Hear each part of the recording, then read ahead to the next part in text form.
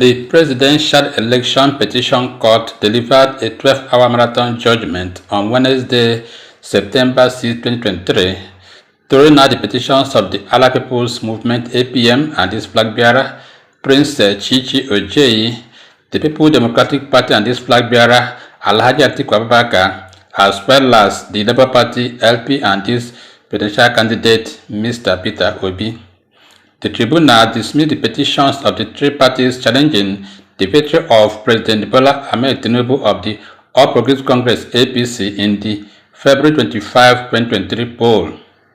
The five-man panel led by Justice Haruna Samani did not only dismiss the constituted petitions of the PDP, the APM and the LP, the panel also clearly affirmed the victory of Tinubu, a former governor of Lagos State, in the presidential election.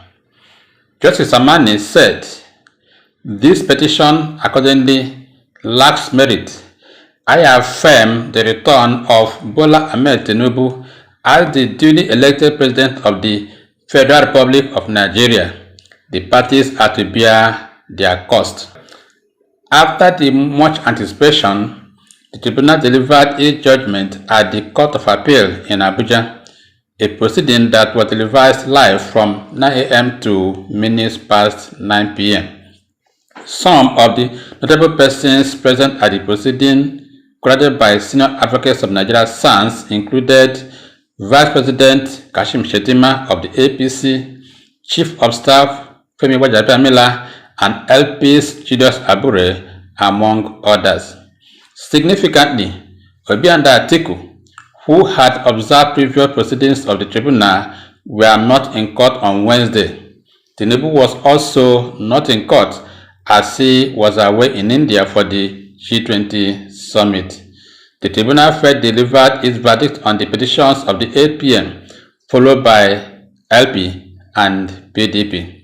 In the case of the APM, the tribunal dismissed the suit of the party seeking to nullify Tinubu's election for lacking in merit and being incompetent. Justice Samani, who read the judgment, held that issues the APM raised in its petition contained pre-election matters that could only be determined by the Federal High Court. The court further upheld the preliminary objections of the respondents who challenged the competence of the suit. Justice Samani noted that since the petition centered on the qualification of Tinubu to contest the presidential election, the APM ought to have gone to court within 14 days of the Tinubu nomination by APC. He held that since the course of action bordered on a pre-election matter, the APM lacked the local standing to challenge Tinubu's nomination. Furthermore, the court held that the Supreme Court had either decided that a political party does not have the right to challenge a nomination that was made by another political party. The court noted that the main grounds of the APM was on the alleged invalid nomination of Tinubu's then running mate, Shettima. It further held that Section 84(3) of the Electoral Act 2022 stipulates that political parties should not impose qualification criteria on a candidate except as provided for in the Constitution. It held that where an election has already been concluded and the result declared, the qualification of a candidate could no longer be challenged on the basis of sections 131 and 137 of the Constitution. The tribunal moved to the petitions of the Labour Party and ruled that the LP's petition of irregularities in the 2023 presidential election was generic. The court ruled that the Independent National Electoral Commission (INEC) was at liberty to decide the mode of transmission of election results during the presidential election on February 25, 2023. The panel said, according to sections 52 and 65 of the Electoral Act 2022, INEC was at liberty to prescribe the manner in which election results were transmitted during the poll. The tribunal consequently dismissed the petition of the LP and Obi, which argued that the victory of Tinubu be annulled on the basis of the failure of the Commission's results viewing portal IREV to uphold or upload election results electronically in real time. The Tribunal also dismissed Obi and Dapi petitions on 25% votes of Tinubu in the Federal Capital FCT, saying that Abuja is like other states. The court said the Electoral Act 22 made no provision for electronic transmission of election results.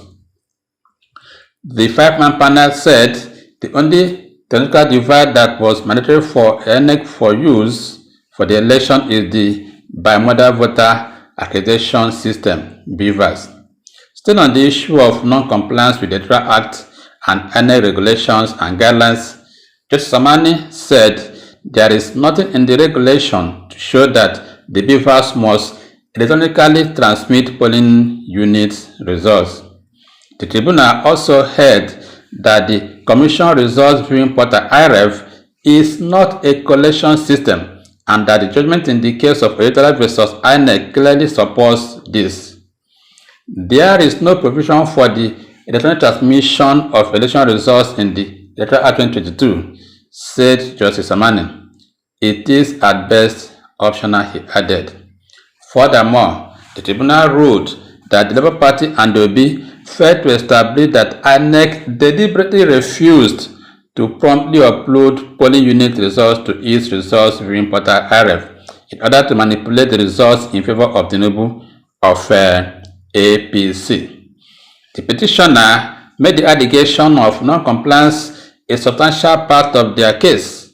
By the provisions of Section 135(2) of the Electoral Act, they are required to show how such non-compliance substantially affected them. If they fail to show them the result, the petition fails, the Tribunal said. The petitioner also made allegations of suppression of results, overvoting, and inflation of votes when they said that from the totality of the evidence, the elections are invalid by reason of corrupt practices.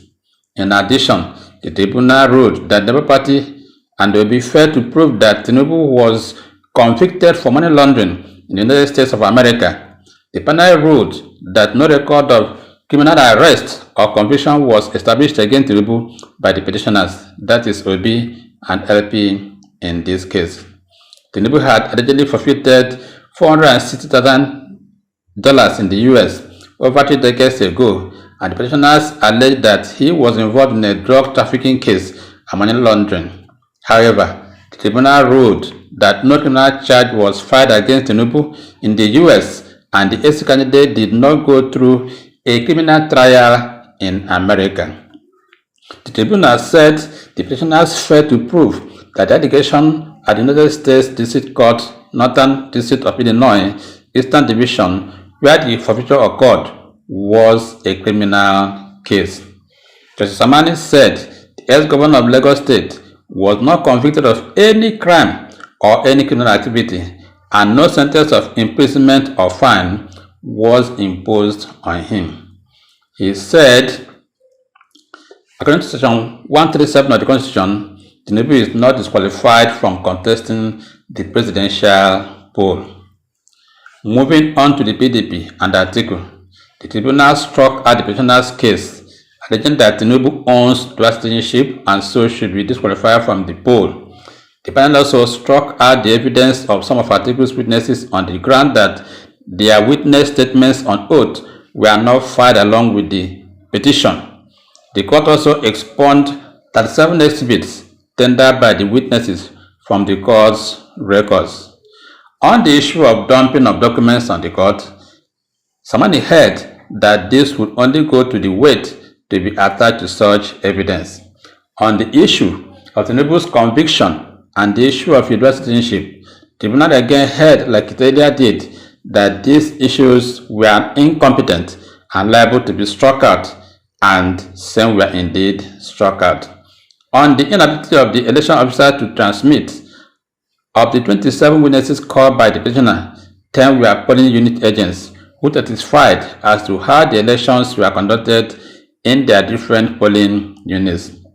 All 10 of the witnesses testified that the voting went well and was peaceful in their different polling units, but they all said they could not upload results electronically to the portal of INEC, so they entered the results manually and took same to the ward and to the state collection centers.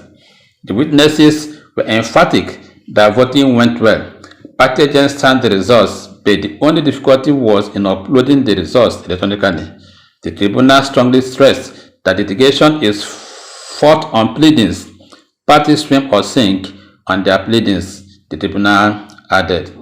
On the allegations that agents of the respondents disrupted the elections, the petitioner said video recordings would be tendered as proof, but this was not done, the tribunal noted.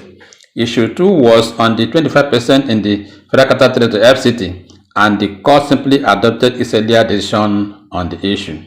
Issue 3 was on the qualification of Tinubu because of the alleged indictment in America, but the petitioners did not place believable evidence before the court, the tribunal ruled. In a swift reaction, the Labour Party rejected the judgments of the tribunal. In a statement after the verdict of the tribunal on Wednesday, Happy National Public Secretary Obiora Ifo said justice was not served in the petitions of the party against APC and Tinubu.